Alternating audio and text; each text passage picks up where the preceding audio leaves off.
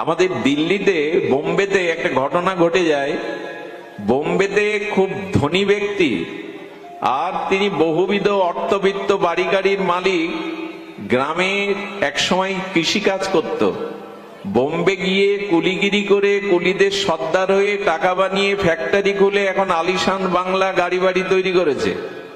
কিন্তু গ্রামের যে তার বন্ধু, এই অভাবী সরল বন্ধুর কথা সে বলতে পারেনি। বন্ধুকে বোম্বে ডেকেছে, বন্ধু এসে দেখছে অবাক, তুই এত বড় বাড়ি, এত গাড়ি, এত এত দামি আসবাবপত্র কি করে করলি? বলে, তুই তো মূর্খই থেকে গেলি, তোর গায়ে এখনো মাটির গন্ধ লেগে আছে, সেই কৃষিকাজ করে কাটালে, আমাকে দেখ। আসলে তুই একটা মূর্খ। বন্ধু তো এই ধনী বন্ধুটা গ্রামের সরল কৃষক বন্ধুকে বলছি, তুই একটা ঘোর মূর্খ, কিছুই করতে পারলি না। এক কাজ কর, আমি তোকে 10 হাত এই লাঠিটা, এই 10 ইঞ্চি এই লাঠিটা, দামি লাঠিটা তোকে দিচ্ছি, তোর থেকে মূর্খ যাকে পাবি তাকে এই লাঠিটা দিয়ে দিস। বিধাতার কি ঘটনা, একটা সত্য ঘটনা সাধুমুখে শুনেছিলাম। 1 মাস পর ওনার প্যারালাইসিস হয়। উনি ব্রেন স্ট্রোক করে যখন শয্যায়, মৃত্যু শয্যায় শায়িত, তখন ওই বন্ধুকে দেখতে চেয়েছিলেন। বন্ধু এসে মাথায় হাত দিয়ে বলছে, এতগুলো গাড়ি কিন্তু আজ তো চড়তে পারবি না, 5000 কর্মচারী, ফ্যাক্টরি, তোর এত টাকা, সোনা দানা সিন্ধুকে ব্যাংকে, আজকে কোনো কাজে আসছে? তখন বলছে, বন্ধু আমার এত বড় বাড়ি, কিন্তু এই 4 হাত বেড ছাড়া এখন আমাকে ডাক্তার বাড়ি যেতে দেবে না। এত কিছু আমার শক্তি সামর্থ্য, কিন্তু হুইল চেয়ারে বসার ক্ষমতা নাই। আমার অনেক টাকা আছে, কিন্তু সেই টাকা এখন কোনো কাজে আসছে না। বন্ধু তখন বলছেন, বন্ধু পৃথিবীতে যা সঞ্চয় করে গেলি তা এখন কাজে আসছে না, কিন্তু মৃত্যুর পর পরকালে কাজে আসবে তো এগুলি। চোখ দিয়ে তখন জল পড়ছে, তাই তো করলামটা কি, যা করেছি তা তো এখনই কাজে লাগছে না, তো মৃত্যুর পরে। তখন ওই লাঠিটা বের করে বলছে, তুই বলেছিলি আমার থেকে মূর্খ যাকে পাবো তাকে এই লাঠিটা দিস, এই লাঠিটা তুই নে। বুকের উপরে রেখে বলছেন, পরকালের জন্য কিছু করলি না, আমার মনে হয় তুই সেরা মূর্খ জগতের, এই লাঠিটা তোরই পাও না, এই লাঠিটা তোরই পাও না। তা আমরা শুধু জগৎ নিয়ে মেতে থাকবো, ওই সংসার নিয়ে মেতে থাকবো, পরকালের কোথায় যাব, কি গতি হবে, সেজন্য একটু হরিভজন করব না? এই প্রশ্নটাই তো ভাগবত আপনাদের কাছে রাখছে, মহন্ত সাধুগান তো এই প্রশ্নটাই রাখছে। ওগো, ভজনের যোগ্য জন্ম পেয়েছো, একটু ভজন করো, সাধু সঙ্গ করো, এছাড়া কোনো উদ্ধার নাই। আপনাদের মনে পড়ে, সাধু সঙ্গ ব্যতীত, সাধু কৃপা ব্যতীত, মহৎ কৃপা ব্যতীত কিছুই হবে না। তুলায়াং লবে না বিনা সার্গাং না পুনর্ভবং ভগবৎ সঙ্গী সংঘর্ষ মত্ত নাম কিমতা শিষ। রহুগণকে বলেছিলেন, রাজর্ষি ভরত শোনো, স্বর্গের পথ পাওয়া বা মুক্তি পাওয়া, এই পাওয়ার থেকে অনেক বড় পাওয়া যদি ক্ষণকাল ও বিশুদ্ধ ভগবানের অনুরাগী ভক্তের সঙ্গ পাও। যদি ভক্তের সঙ্গ পাও, রসিক মুরারির কথা মনে আছে? রসিক মুরারির কথা শুনুন। এই রসিক মুরারি, তিনি একজন পরম আরাধ্য শ্রীগুরুপাদ পদ্ম, ভজন করতে করতে সিদ্ধপ্রাপ্ত হয়ে গেছেন। একটু ধ্যান দিয়ে শুনুন এই রসিক মুরারির কথা। উনি গেছেন ওনার এক শিষ্যের গৃহে, আর শিষ্যের গৃহে গেলে সেই শিষ্য হলো রাজ কর্মচারী। তো গুরুদেবের সান্নিধ্য চরণ সেবার জন্য 3 দিন রাজকার্যে যাননি। রাজা ডেকে পাঠিয়েছে 3 দিন পর, প্রয়োজনীয় কাজ ফাইল পড়ে আছে, তুমি কি নিয়ে মেতে আছো? শরীর অসুস্থ? বললে অসুস্থ না। কেন আসুনি? রসিক মুরারি পরমাদ্য গুরুদেব বৃন্দাবন থেকে এসেছেন, তার সেবার জন্য আসেনি। বলে, ও গুরু প্রীতি, সাধু প্রীতি, তা তোমার সাধুকে একটু দেখাও, গুরুদেবকে দেখাও। ইনি ছিলেন তার্কিক, অবিশ্বাসী। বলেন, গুরুদেবকে একবার রাজসভায় নিয়ে আসো, আমি দেখতে চাই। খুব ধ্যান দিন এই শব্দের দিকে, ঘটনার দিকে। রসিক মুরারিকে বলছেন, আমাদের মহারাজা আপনাকে একটু দেখতে চাইছে। বলি, চলো, আর কি করার। রসিক মুরারি আসছে, আর ওনার অভ্যর্থনার জন্য কি করেছে জানেন? এই নাস্তিক রাজা একটা মস্ত হস্তি রেখে দিয়েছে, যাতে ঢুকতে গেলে ওকে কিছুটা উচিত শিক্ষা দেয়। মত্ত হস্তি আর কি করবে? তাকে তাড়াবে, উচিত শিক্ষা দেবে, সুর দিয়ে একটু ঠেলে ফেলে দেবে। অভ্যর্থনার জন্য এই কূটনীতি পরায়ণ রাজা সাধু অপমানের জন্য মস্ত হস্তি রেখে দিয়েছে ওখানে। রসিক মুরারি ভগবানের দিব্য নাম স্মরণ করতে করতে চলেছে। যেই না হাতি তার স্বভাববশত আক্রমণ করতে যাবে, রসিক মুরারি হাত বাড়িয়ে, আমি গল্প শোনাচ্ছি না, ভক্তমাল চরিত্র, হাতির চোখে চোখ রেখে বলছে, ওরে এই গজ জন্মে এসেছিস, আর কত অপরাধের কারণে এই পশু জন্ম পেয়েছিস। সামনে গিয়ে বলছেন এই রসিক ভক্ত, রসিক মুরারি অনুভবী ভক্ত, একবার হরি বল না, একবার হরি বল। এদের স্বভাব দেখুন, হাতিকে বলছে একবার হরি বল। কি বলবো আপনাদের, চিলেকোটা থেকে রাজা দেখছে এই কাণ্ড কারখানা। হাতিটার চোখের দিকে চাকিয়ে যখন চোখের জলে এই মহা অনুভব হরি বলেছে, হাতির চোখ দিয়ে, ছোট চোখ তো, গড়গড় করে জল পড়ছে। হাতিটা দুটো পা নিচু করে সুর দিয়ে ওনার চরণ ছুঁয়ে দিল। বললেন আজ হতে আমি তোর কর্ণে হরিনাম দিলাম। নিচু হয়েছে তো কানে ভগবানের দিব্য নাম দিয়ে দিলেন। কি বলবো, ব্রজের রাধাকুণ্ডের তিলক ছিল, সেই তিলকটা হাতির মাথায় দিয়ে দিল। আর নিজের প্রসাদী নাম, ওই সাধু মুখের প্রসাদী নাম, নামের এমন একটি ক্ষমতা, এটা আগুনের মতো। আগুনে জেনে না জেনে হাত দেন পুড়বেই। নাম যেই ভেতরে গেছে, হস্তিটার মধ্যেই মহতের কৃপায় সে চরণে ওখানে গড়াগড়ি দিতে শুরু করেছে, ধুলা মাখতে শুরু করেছে। রাজার তো বিস্ময় প্রকাশ করে বললেন, কে ইনি? একটা মস্ত হস্তিকে প্রণাম করালো, তার চোখে জল এনে দিল। রাজার চিত্তবৃত্তি পরিবর্তন হলো, ক্ষমা করুন আমাকে, আপনাকে পরীক্ষার জন্য আমি এই দুষ্কর্ম করেছি, আপনি ক্ষমা করুন, নাহলে আমার গতি হবে না। রাজা শিষ্য হয়ে গেলেন। এই গজর কি নাম দিলেন জানেন? গজপতি ভক্ত। দীক্ষা দিলে একটা নামকরণ করতে হয়, সেই নামকরণ বললেন গজপতি ভক্ত। হাতিটা আর রাজসভায় ছিল না। এই গুরুদেবের সাথে সাথে যেখানে পান্ডালে হরিকথা হতো, হাতিটা সেই হরিকথা বসে বসে শুনতো। শুনলে অবাক হবেন, জল খাওয়ার ইচ্ছা জাগলে কি কোথায় জল খেত জানেন? আমি আগেই বলেছি, ভক্তমালে দেখে নেবেন রসিক মুরারির এই ঘটনা। ভক্তরা আগেকার দিনে যেখানে পা চরণ প্রক্ষালন করতো, পা ধৌত করত, ওখানে একটা গর্ত কাটা ছিল, ওই পা ধোয়া জলগুলো গর্তে গিয়ে পড়তো। কি বলবো, এই গজপতি হস্তিটা ওই ভক্তদের চরণ প্রক্ষালন করা চরণামৃতই পান করতো, অন্য জল পান করতো না। আরে এই বন্য হস্তিটা ওই জল পান করত। এরপরে শুনুন, ভক্তরা যে প্রসাদ দিত, সেই প্রসাদ পেত সে। আর কি করতো জানেন? একদিন রসিক মুরারি বললেন, তুই তো ভক্ত হয়েছিস, বৈষ্ণব সেবার জন্য সব জায়গায় হরিকথা শুনো, একটু কাজ করবি তো? যা, কলা পাতাগুলো নিয়ে আয়, কাঠগুলো বয়ে নিয়ে আয়। বৈষ্ণব সেবার জন্য হাতি হয়ে কাঠ, কখনো পাতা, কখনো বন থেকে কাষ্ঠ, শুকনো কাষ্ঠ বয়ে আনতো বৈষ্ণব সেবার জন্য। একসময় গুরুদেব বললেন, যা, এত ভক্তের সেবা কোথা থেকে হবে, একটু বৈষ্ণব সেবা কর। বাজারে গিয়ে, সবজির দোকানে গিয়ে সুর পেতে দিত, দাও আমায় কিছু দাও। চাউলের দোকানে গেলে কেউ চাল দিলে পিঠে করে আনতো। এই করে বৈষ্ণব সেবা করতে লাগলো। মাঝে মাঝে মনে হয়, হাতির হলো, একজন গজ হলো, আমার হলো না এই সুবুদ্ধি, সাধু ভাবনা আমার হলো না, মনের পরিবর্তন আমার হলো না, হস্তির হলো। ও যখন এই করে করে যায়, দোকানদাররা রাজার কাছে নালিশ দিল, রাজা ঠেকা নেগে বস্তা নিয়ে যায়, সবজি নিয়ে যায়, আমরা ব্যবসা করতে বসি, এভাবে বৈষ্ণব সেবা করতে পারবো না। রাজা বলল, এমন পোষমানা হাতিকে তো আমি খুঁজছিলাম, যাও, আমার আদেশ, ওকে ধরে আনো। তবে ধরে আনতে গেলেও আসবে না, সাধু বেশে তিলক কেটে যাও, তাহলে তোমাদের সাথে যাবে, ওর সাধু সঙ্গ করা অভ্যাস।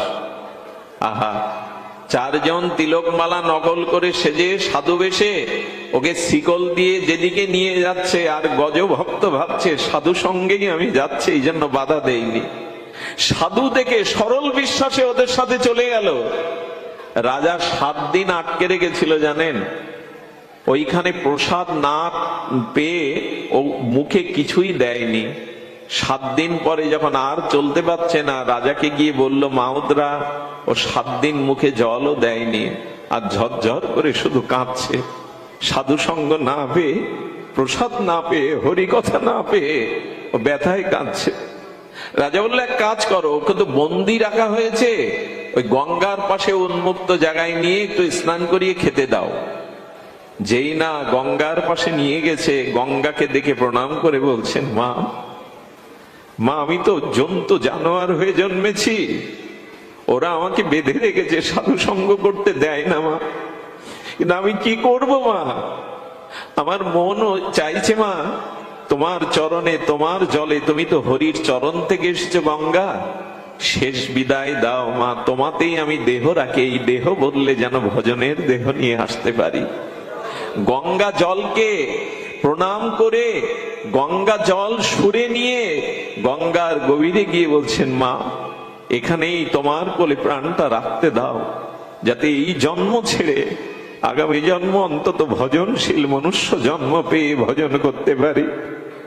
কি বলবো আপনাদের, গঙ্গার মধ্যেই নিজের প্রাণটা ত্যাগ করে দিল এই গজ, গঙ্গার মধ্যেই প্রাণ ত্যাগ করে দিল। কি না হয় সাধু কৃপায়, কি না হয় মহৎ কৃপায়। শুরুতে বলেছিলাম শ্রদ্ধার পাত্র চাই, হৃদয়ে ব্যাকুলতা চাই, সাধু সঙ্গে এটা হয়, এটা সম্ভব, এটি সম্ভব। এই জন্য এই মায়াময় সংসার থেকে মায়া মুক্তি হয়ে শ্রী ভগবানের ভজন প্রেম অনুরাগ একমাত্র সাধু সঙ্গ হরি কথা ভগবত শ্রবণের দ্বারাই সম্ভব।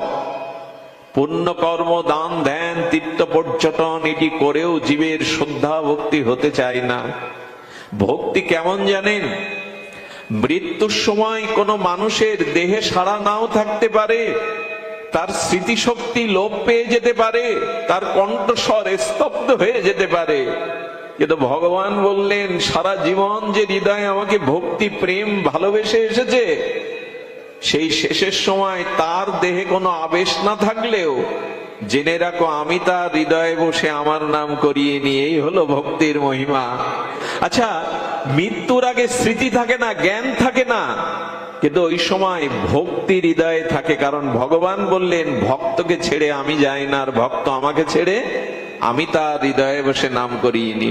ভগবান বলছে যে ভক্তির আশ্রয় করেছে জেনে রাখো, সে ভবপারের কূলে গিয়ে দাঁড়ালে তাকে আমার নৌকাতে উঠতে হবে না, আমি দুবাহু বাড়িয়ে বুকে করে তাকে আমার নৌকায় তুলে নেব। ভবামি না চিরাত পট্টমর্যবে শীত চেতন, আমি তাকে পার করে দেব, কথা দিলাম। আচ্ছা, আপনারা বলতে পারেন, আপনার বিজ্ঞ শ্রোতা, দ্রৌপদীর সামনে কারা আছে? পঞ্চপাণ্ডব, তাদের বল কম। দ্রৌপদীর সামনে ভীষ্ম জ্ঞানী আছেন, কিন্তু দ্রৌপদীর লজ্জা নিবারণে সেদিন কর্ম জ্ঞান বল কাজ করেছিল? একটু কথা বলুন। করেছিল? ভীষ্মের থেকে জ্ঞানী কেউ ছিল? ভীষ্ম তো সেখানে বসা। পঞ্চপাণ্ডবদের শক্তি কম ছিল, তৃতীয় পাণ্ডব বিশ্ববিজয়ী অর্জুন ছিল, কিন্তু ভগবান দেখাচ্ছেন এই দেখো ভক্তি ছাড়া একটা সময় আসে তখন জ্ঞান কর্ম কাজে লাগে না। এই সময় দ্রৌপদী নিজের চেষ্টাও করেছিল, কিন্তু বাহু বাড়িয়ে দিলে গোবিন্দ বস্ত্র অবতার হয়ে আর তার লজ্জা নিবারণ করে জগতে প্রমাণ করলো জ্ঞান কর্ম যোগ ধ্যান কাজে না লাগলেও সেই চরম সময়ে ভক্তি কাজে লাগে, সমর্পণ কাজে লাগে। এই জন্য ভক্তি হলো গরীয়সী, ভক্তি কাজে লাগে। দ্রৌপদী জগৎকে জানালো তার চরণে সমর্পণ, ভক্তি হলো সার। আমার স্বামীরা তো এগিয়ে আসেনি, জ্ঞানী ভীষ্ম তো এগিয়ে আসেনি। সুধীবৃন্দ, এই জন্য ভক্তিকে সার করুন। শুধু কি তাই, যিশু খ্রাইস্টকে ওরা যখন কুশে বিদ্ধ করে মারছে তখন উনি কি বলছেন? আচ্ছা, ওনার শক্তি কম ছিল, ওনার বল কম ছিল, কিন্তু ভক্তির দ্বারা বললেন প্রভু ওদের ক্ষমা করো। এটা ভক্তির দ্বারা সম্ভব। এই জন্য ভক্তি গরীয়সী, ভক্তি মহীয়সী। ভক্তি হলো মুকুটমণি ভগবানের, ভক্তিটাই প্রয়োজন। সেই ভক্তি আসে সাধুসঙ্গ হরি কথাতে, সেই ভক্তি আসে ভগবানের নাম ভগবানের চরণে সমর্পিত ভাবের দ্বারা। আরো শুনুন, হরিদাস ঠাকুরকে 22 বাজারে বেত্রাঘাত করা হচ্ছে, তার দেহ থেকে রক্ত লাল হয়ে মাটি ভিজে যাচ্ছে, কিন্তু হরিদাস ঠাকুরের দেহাবেশ নেই। কেন জানেন? হরিদাস ঠাকুরের প্রতিটি বেত্রাঘাতকে মহাপ্রভু তার নিজে বুকে টেনে নিয়েছিলেন। নিজের হরিদাস ঠাকুরের বেত্রাঘাতের আঘাতকে প্রভু নিজ বুকে দিয়েছিলেন। বলেছিলেন, জ্ঞান যেখানে রক্ষা করে না, যেখানে কর্ম রক্ষা করে না, কিন্তু ভক্তি ভক্তকে চিরকালই রক্ষা করে। মহাপ্রভু তার অঙ্গে এই ব্যথা নিয়েছিলেন। আপনাদের অনুরোধ করব, অনেক জ্ঞান, অনেক কর্ম, অনেক যোগ, অনেক ধ্যান হলো, ভক্তি যদি না হয় তো কিছুই হওয়ার নাই। সনাতন গোস্বামী বলেছেন, ব্যঞ্জন রান্না করলেন কিন্তু লবণ দিলেন না, বাগান করলেন কিন্তু সেই বাগানে ফুল আর ফল হয় না, সে বাগান করার মানে কি? তেমনি বলছেন যে সবজি রান্না করলে লবণ দিলেন না, তো এই লবণহীন ব্যঞ্জন যেমন, ফুল ফলহীন বাগান যেমন অসার হয়ে যায়, তেমনি ভক্তি ছাড়াও জীবন অসার হয়ে যায়। ভক্তি ছাড়া জীবনের মহিমা প্রকট হয় না, ভক্তি ছাড়া জীবন ধন্য হতে পারে না। এই জন্য গীতার ভক্তিযোগে ভগবান বলছেন, আমাকে স্মরণ করো। ভক্তিযোগ কঠিন নয়, ভক্তিযোগ সহজ। আমাদের সমস্ত আচার্যগণ এ কথাই বলেছে। তবে অনুরোধ করি, ভক্তিতে একটা জিনিস শুধু আপনাকে মানতে হবে। সেই জিনিসটা, আমি সুখ চাই না, আমি তোমার কাছে কিছুই চাই না, শুধু তোমাকে যেন ভালোবাসতে পারি, তোমাকে যেন সুখ দিতে পারি, এরই নাম ভক্তি। আরে কাউকে কিছু দিলেন আর বিনিময়ে কিছু নিলেন, এটা ভক্তি না। ভগবানের চরণে যেন নিজেদের সসুখ কামনা বাসনা নিয়ে ভজন না করি, তাহলে পুণ্য কর্ম হবে বটে, ভক্তি হবে না। ভক্তি তাকেই বলে যেখানে নিজের সুখের কিছু চাওয়া নেই, প্রিয় পরম ভগবানকে সুখ দেওয়াই শুধু আমাদের অভিলাষ বা ইচ্ছা। এই জন্য আপনাদের কাছে সর্বশেষ অনুরোধ করি, বিশ্রাম বেলায় ভগবান সুখ পাচ্ছেন কিনা, ভগবান আনন্দ পাচ্ছেন কিনা, এই লক্ষ্য আমাদের হৃদয়ে যেন থাকে। তুমি সুখী তো? তোমাকে আমি আনন্দ দিতে পাচ্ছি তো? বিনিময় তোমার কাছে যেন আমি কিছু না চেয়ে বসি, নিজের সুখ সমৃদ্ধি, নিজের ভালো লাগা এটা যেন না চাই। তুমি সুখী হও। ছোট্ট একটি ঘটনা দিয়ে আজকের পাঠ বিশ্রাম করি। এই ছোট্ট ঘটনাটি বড় মার্মিক। অশ্বিনী কুমারের ঘটনা। ইনি কলকাতাতে তখন ব্রহ্মজ্ঞ সবাই উনি শাস্ত্র পাঠ করতেন। আহা, আজকে বেলা 3 ঘটিকায় তারই ব্যাসাসনে বসে পাঠ করার কথা। দুপুর 12টায় তার একমাত্র মেডিকেলে পড়া ছেলেটা সে স্ট্রোক করে মারা গেছে। আর মৃত সন্তানটাকে ঘরের মধ্যে ঢেকে তালা দিয়ে রেখে আর ভক্তদের মহাজনদের আসবার জন্য হাত জোড় করে অভ্যর্থনায় দাঁড়িয়েছে। সাধুগণ মহন্তগণ এলেন। 3টের সময় ব্যাসাসনে বসে তিনি হরি কথা বললেন, ভগবানের কথা বললেন। 4টের সময় সাধুরা যখন চলে যায়, হাত জোড় করে বললেন, আপনাদের একটা কাজ বাকি আছে, আমার সাথে আসুন। তালাটা খুলে আর সাদা কাপড়টা তুলে বললেন, ভগবান আমার কাছে একে কটা বছর রাখতে দিয়েছিল, আজ ভগবান ওকে নিয়ে গেছে, ওকে একটু আশীর্বাদ করে যাবেন না আপনারা? একে কি ব্যাখ্যা করবেন? যারা এসেছিল তারা চোখের জলে বলছেন, মৃত পুত্র ঢেকে রেখে আপনি আমাদের অভ্যর্থনা করে পাঠ করলেন। বললেন, আমার কাছে যিনি রাখতে দিয়েছিলেন, আচ্ছা আপনার কাছে কেউ যদি 12 বছর আগে একটা মুক্তা রাখতে দেয়, 12 বছর পরে যদি চেয়ে নিয়ে নেয়, আপনি বলবেন আমি দেব না? উনি ব্যাখ্যা করছেন, আমার কাছে রাখতে দিয়েছিল পরমাত্মা ভগবান, আবার আর চেয়ে নিয়ে গেছে। আমি হারিয়েছি ওকে, কিন্তু আমি চাই না ভক্তকে হারাতে, ভক্তের চরণ ধুলি হারাতে। আপনারা ওকে আশীর্বাদ করে যান। এই কলকাতায় ঘটে যাওয়া একটি ঘটনা। এরাই ভক্ত, এরাই ভক্তিকে জানে যে আমি আমার সুখের কিছু চাই না, আমি চাই তুমি সুখী হও, ভক্ত সুখী হোক। সুধীবৃন্দ, আমি নিতান্তই আপনাদের অযোগ্য। যে সকল ভক্তবৃন্দ আপনারা এসেছেন, আমি অবাক হয়ে যাচ্ছি। আমি নর্দমার একজন মূর্খ কীট, বিষয়ী কীট।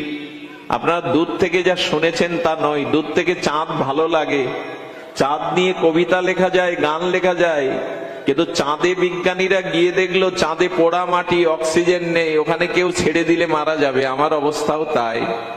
দূর থেকে হয়তো শুনেছেন ভাগবত বক্তা আসছেন, কিন্তু আমি ওই দূরে চাঁদের মতো, দূর থেকে ভালো লাগে, ভেতরে কিছু নাই দেওয়ার মতো।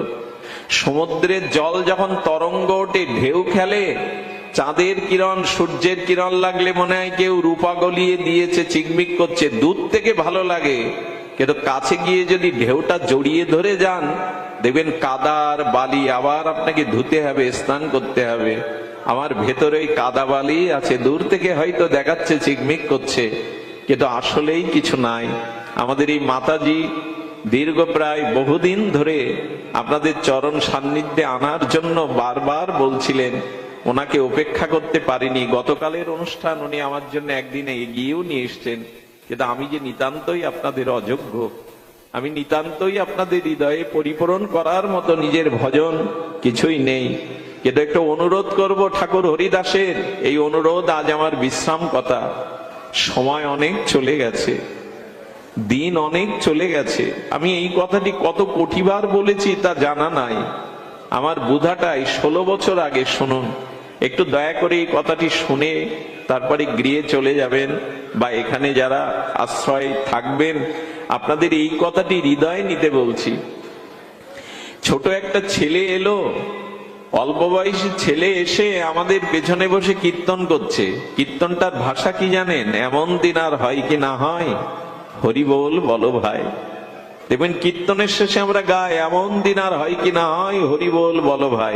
ছেলেটা হাত তুললো, অল্প বয়সী ছেলে হাত তুললে তো ভালো লাগে। এই ছোট ছেলেটা হাত তুলে বলছে, এমন দিন আর হয় কি না হয়, হরি বল বলো ভাই। যখন চলে যাচ্ছে প্রসাদ নিয়ে, তখন আমার পায়ে প্রণাম করে বলছে, দাদা আশীর্বাদ করবেন যেন আপনাদের মাঝে সাধু সঙ্গে এসে হরি বলতে পারি, একটু আপনাদের সান্নিধ্যে ভজন করতে পারি। রাত 12টায় বিদায় নিল। পরের দিন বেলা 9টার সময় আমার মা এসে বলল, জানিস ওই ছেলেটা মারা গেছে জলে ডুবে। সুধীবৃন্দ, আমি ছুটে গিয়ে দেখলাম সদ্যই ডুবে যাওয়া মৃত ছেলেটিকে তুলসী তলায় শায়িত করা। ওর মুখের দিকে তাকিয়ে আমার মন একটা প্রশ্ন করেছিল, কিরে শশাঙ্ক, কাল বললি এমন দিন আর হয় কি না হয়, হরি বল বলো হয়, আর বলবি না? আর হরি বলবি না তুই? একবার বলে যা। ও যেন ভেতর থেকে আমাকে বলল, সময় কারোই নাই, কার আয়ু সূর্য কখন ডুবে যাবে কেউ বলতে পারবে না। ওকে তোলা হলো, বলো হরি বলতে বলতে, হরি নাম করতে করতে নদীর তীরে যখন বালি সমাধি দেয়া হবে, তখন ওকে সমাধি খুঁড়ে ওর মধ্যে দিয়ে ওর জন্মদাতা পিতা বলছেন, মঙ্গল কালকেই তো তোমার সঙ্গে গেল, হরিবল বলে এলো, তুমি বালুটা দিয়ে একবার হরিনাম শোনাও না ওকে শেষবারের মতো। ওর পিতা আমার হাতে এক মুঠো বালি মাটি দিয়ে দিল, তুমি দাও, ওর সমাধিতে তুমি মাটিটা দাও। কীর্তন করতে করতে শেষ বেলা ওর মুখের দিকে তাকিয়ে সেদিন আমি এই উপলব্ধি এসেছিল, শশাঙ্ক রে আমাকে ভালো করে জানিয়ে যা, আমাদেরও সময় নেই। পদ্মপত্রের উপরে জলবিন্দু কখন ঝরে পড়বে আমরা জানি না। মৃত্যু যে কোনো মুহূর্তেই আমাদের আসতে পারে, এ কথা কে না জানে, এ কথা সাধুমুখে কে না শুনেছে, কিন্তু উপলব্ধি করিনি। সময় আমাদের হাতে কারো নাই, মহাকাল কখন এসে গ্রাস করবে আমরা জানি না। মহাপ্রভু কীর্তন করছেন শিবাসঙ্গনে, দুবাহু তুড়িয়ে নর্তন কীর্তন রাজ মহাপ্রভু রাধা ভাবকান্তিনী কীর্তন করছে। শিবাস ঠাকুর কি যেন একটা কাজে ঘরের ভেতরে গিয়ে দেখছে তার একমাত্র পুত্র আর কেহ নাই। মায়ের কোলে শস উঠেছে, মালিনী দেবী বলছে, শিবাসের স্ত্রীর নাম মালিনী দেবী, ওগো তুমি না জন্মদাতা, তুমি না ওর পিতা? এই দেখো ছেলেটা শস উঠেছে, এক বিন্দু ওষুধ এনে দেবে না ওর গালে? তুমি নিষ্ঠুর হতে পারো, আমি তো ওকে গর্ভে ধারণ করেছি, পালন করেছি, দেবে না? মহাপ্রভু যেখানে কীর্তন করছিলেন দৌড়ে গিয়ে একটু চরণের ধুলি মুখে দিয়ে বলছেন, এর থেকে ওষুধ তো আমার কাছে নাই জগতে, এর থেকে বড় ওষুধ তো আমার কাছে নাই গো। দেখতে দেখতে ছেলেটা ওইখানেই মায়ের কোলে মারা গেল। মালিনী দেবী বুকে জড়িয়ে ধরে আত্মনাদে কাঁদছে। শ্রীবাস কি বলেছিল জানো মা? কাঁদতে হয় গৌর বলে কাঁদো, ছেলে বলে কেঁদো না। তুমি পিতা, তোমার মধ্যে স্নেহ মমতা কিছুই নাই, তুমি পিতা ওর। বলে পিতা ছিলাম, এখন পিতা নয়। দায়িত্ব দিয়েছিলেন যে কটা দিন ওকে আগলে রেখেছিলাম ও আমাদের নয়। তবে শোনো মালিনী, তোমার এই ক্রন্দন যদি মহাপ্রভুর কানে গিয়ে কীর্তনে ব্যাঘাত হয়, প্রেমে ব্যাঘাত হয়, তুমি ছেলে হারিয়েছ, স্বামীকেও হারাবে। আমিও কিন্তু জলে ডুবে শিবার যা বলে তাই করে। যখন দেখছে বলেও কান্না থামছে না, তখন আঁচলটা দিয়ে বললেন, মুখে গুজে কাঁদো যাতে তোমার কান্নার স্বর মহাপ্রভুর কানে না যায়। এরা কি নিষ্ঠুর, পাষাণ? পাষাণ নয় গো। ছেলে বহু জন্ম পেয়েছি, মহাপ্রভুকে তো পাইনি। ছেলে স্ত্রী পুত্র কত জন্মই বদলেছি, ভগবানকে তো পাইনি। আজ ভগবান দুয়ারে কীর্তন করছে, কেঁদো না তুমি।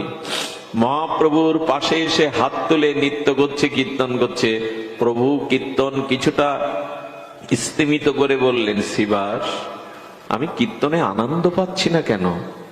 তোমার গৃহে কোনো অমঙ্গল হয়েছে কি? আপনি আমি হলে কি উত্তর দিতাম? একমাত্র ছেলে মরা পড়ে রয়েছে। শ্রীবাস প্রভুর দিকে তাকিয়ে বলছে, প্রভু তুমি মঙ্গলময়, তুমি যেটা সেখানে অমঙ্গল আসতে পারে না। প্রভু তুমি কীর্তন করো। সূর্যে কখনো অন্ধকার আসতে পারে না, তুমি কীর্তন করো। মহাপ্রভুকে জানতে দেয়নি, নিজেও কীর্তন করছে, নৃত্য করছে। প্রভু আবার ভক্তদের বলছে, ভক্তগণ বলো না আমি কীর্তনে প্রেম পাচ্ছি না কেন? পৃথিবীতে এরকম দৃষ্টান্ত খুব বিরল। মরা পুত্র ঢেকে এসে প্রভুকে জানতে দিচ্ছেন না।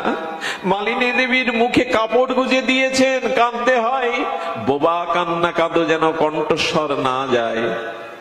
এক ভক্ত রাত্রি প্রহরে বলে বসেছে, প্রভু এতবার কষ্ট পাচ্ছেন? শ্রীবাসের ছেলে মারা গেছে রাত্রের প্রথম প্রহরে। প্রভু স্তম্ভিত হয়ে দাঁড়িয়ে গেছেন। মালিনী দেবী সহ্য না করতে পেরে শিশুকে মহাপ্রভুর চরণে এনে কাঁদতে লাগলেন।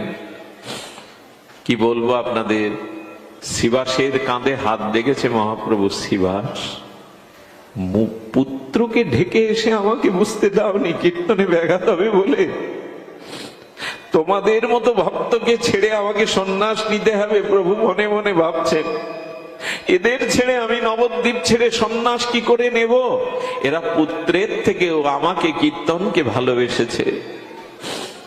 শ্রীবাসের স্ত্রী মালিনী দেবী কাঁদতে বলছেন, ফিরিয়ে দাও।